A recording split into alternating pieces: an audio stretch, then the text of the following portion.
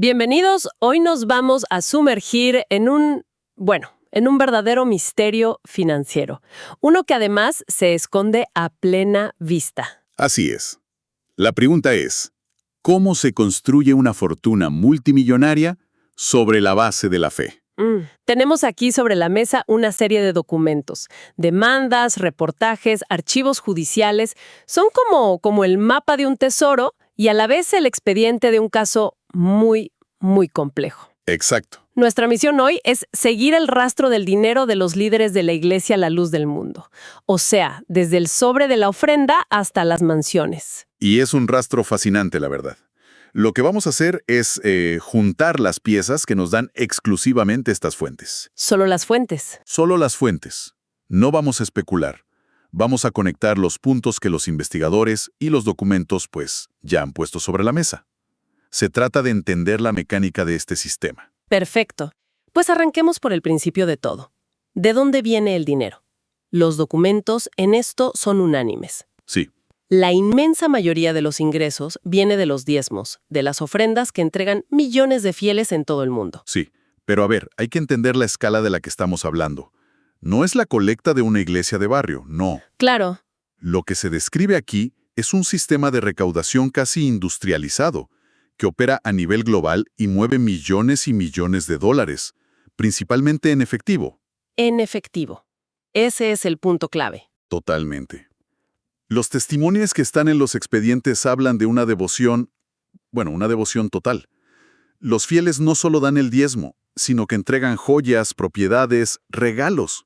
Convencidos de que todo es para la obra de Dios. Exacto. A ver, y ahí me surge la primera gran duda. ¿Cómo es posible que una organización recaude millones en efectivo sin que salten todas las alarmas fiscales? Las fuentes explican qué mecanismos usaban para mover ese dinero por debajo del radar. Esa es la pregunta del millón, literalmente. Y la respuesta que sale de los documentos tiene, digamos, dos partes. Ajá. La primera es legal.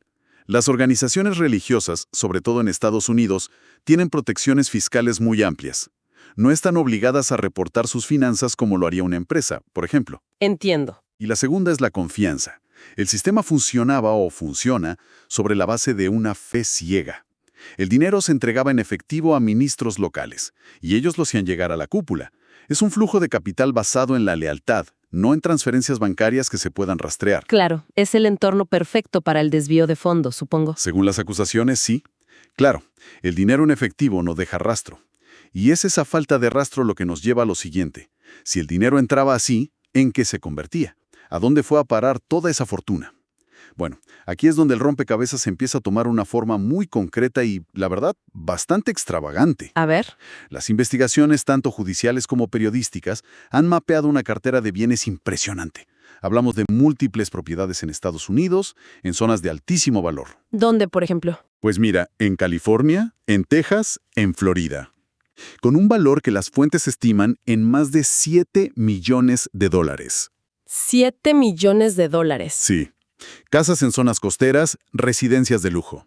Un momento, porque leyendo los detalles de las fuentes hay algo que a mí me parece alucinante y que va más allá de tener casas caras. El rancho. El rancho. Pero no es un rancho cualquiera, sino uno con animales exóticos, museos privados y colecciones de automóviles de lujo. O sea, esto suena a película. Sí, sí. Casi como la guarida de un villano de James Bond, ¿no? Exacto, no la propiedad del líder de una iglesia. Y ese detalle del rancho es absolutamente clave, porque no se trata solo de acumular riqueza, sino de construir un mito, una especie de corte real. Claro. Lo que describen las fuentes es un espacio que proyecta un poder casi sobrehumano. Al crear un lugar así, tan opulento, tan privado, se refuerza la idea del líder como una figura por encima de lo mundano. Y eso, paradójicamente, puede que incentive todavía más las donaciones. Es un círculo que se alimenta a sí mismo. Exactamente. Un círculo vicioso, se podría decir. Porque esa imagen de poder y riqueza contrasta de una forma brutal con el origen humilde de muchas de esas donaciones. Totalmente. Y es esa contradicción, esa falta de transparencia, lo que al final encendió las alarmas de las autoridades, ¿no? porque cuando hay tanto lujo, sin una explicación contable clara, la pregunta legal no es solo ¿de dónde vino?, sino ¿se cometió un delito para conseguirlo? Exacto. Y ahí es cuando el foco pasa de las finanzas de la Iglesia a un posible expediente criminal. Las investigaciones federales en Estados Unidos, según se detalla aquí, no se limitaron a los cargos de abuso sexual. No, se expandieron a una investigación financiera a gran escala. Y los hallazgos que se citan son muy gráficos. Fajos de dinero en efectivo escondidos en las propiedades, colecciones de joyas, monedas de oro. Además de los gastos que mencionan, claro, jets privados, viajes en primera clase, autos de alta gama, un estilo de vida que, según los fiscales, se financiaba con el dinero de las ofrendas. Y es aquí donde entran en juego conceptos legales ya más complejos, como el lavado de dinero. Ajá. Cuando las fuentes hablan de esto, sugieren un posible esquema muy claro. Se toma el dinero en efectivo de las donaciones, que es anónimo, que es difícil de rastrear, y se usa para comprar bienes de lujo y propiedades, legal a una fortuna de origen, pues, muy opaco. Entiendo la acusación, pero aquí hay un punto que me parece fascinante. Se dice que, aunque toda esta evidencia financiera existe y es parte de las acusaciones, no siempre ha resultado en condenas definitivas por cargos específicamente financieros. ¿Por qué pasa eso? Ese punto es crucial. Si la evidencia parece tan contundente. Es que mira, revela mucho sobre cómo funciona el sistema de justicia.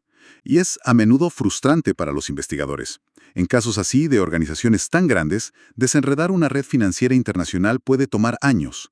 Años de litigio y recursos inmensos. Claro. Entonces a veces para la fiscalía es mucho más directo probar otros delitos, como el abuso o el crimen organizado, y presionar para llegar a un acuerdo de culpabilidad por esos cargos.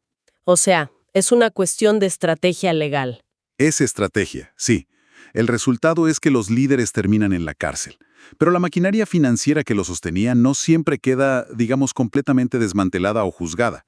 Los cargos financieros a veces quedan en un segundo plano. Buscan la condena más segura, no la que abarca todos los presuntos delitos. Y eso nos lleva al contexto judicial más amplio de Nazón Joaquín García.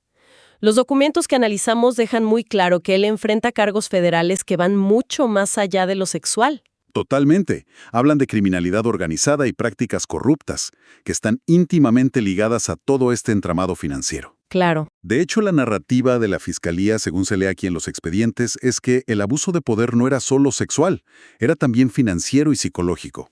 Tenía varias caras. Argumentan que la manipulación de los fieles para obtener donaciones era una parte integral del esquema.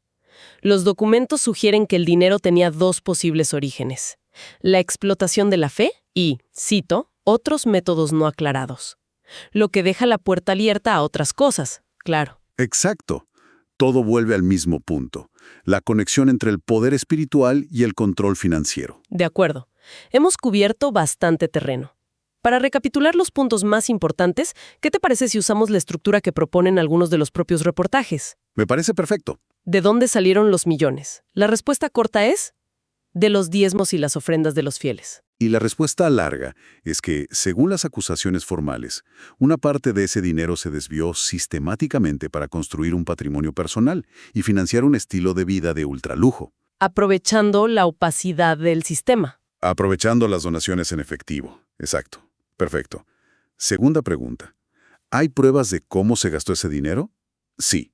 Un sí rotundo. Las fuentes señalan las propiedades multimillonarias, el famoso rancho, autos de lujo, jets, el efectivo encontrado. Y el añadido judicial es que todos esos bienes son considerados por los fiscales como el producto de un presunto esquema de desvío de fondos, diseñado para convertir la fe de miles de personas en activos personales. Y la tercera pregunta, que quizá es la más importante: ¿la Iglesia ha dado una explicación pública y transparente de esta riqueza? Según las fuentes, la respuesta es no. Al menos no de una forma que satisfaga a las autoridades. ¿O a los críticos? Exacto. Y ese es el núcleo del problema. Se han dado explicaciones generales afirmando que todo proviene de ingresos legítimos, de donaciones voluntarias, lo cual en su origen es cierto. Ajá. Pero el punto crítico que subrayan los documentos es la ausencia total de balances financieros auditados, de una contabilidad pública que permita verificar a dónde fue a parar cada dólar. Es una defensa basada en la opacidad que el propio sistema fomenta. Entonces, para cerrar, el panorama que dibujan estas fuentes es el de un sistema financiero extraordinariamente eficaz, Muy eficaz. construido sobre la devoción incondicional de millones de personas. Un sistema que, por su presunta falta de transparencia, ha terminado en el centro de una de las investigaciones criminales más sonadas de los últimos años. Así es. Y quizá, más allá de los detalles legales o de las cifras, la información que analizamos hoy nos invita a una reflexión más profunda, ¿no? Sí, Nos obliga a pensar en esa delgada línea que separa la fe, la ofrenda voluntaria, de la responsabilidad y la transparencia que exige la gestión de tantísimo dinero. sobre todo en organizaciones tan jerárquicas. Exacto. Exacto. Y esto nos deja con una pregunta final para la reflexión. ¿Dónde termina la devoción y dónde debería empezar la exigencia de rendición de cuentas?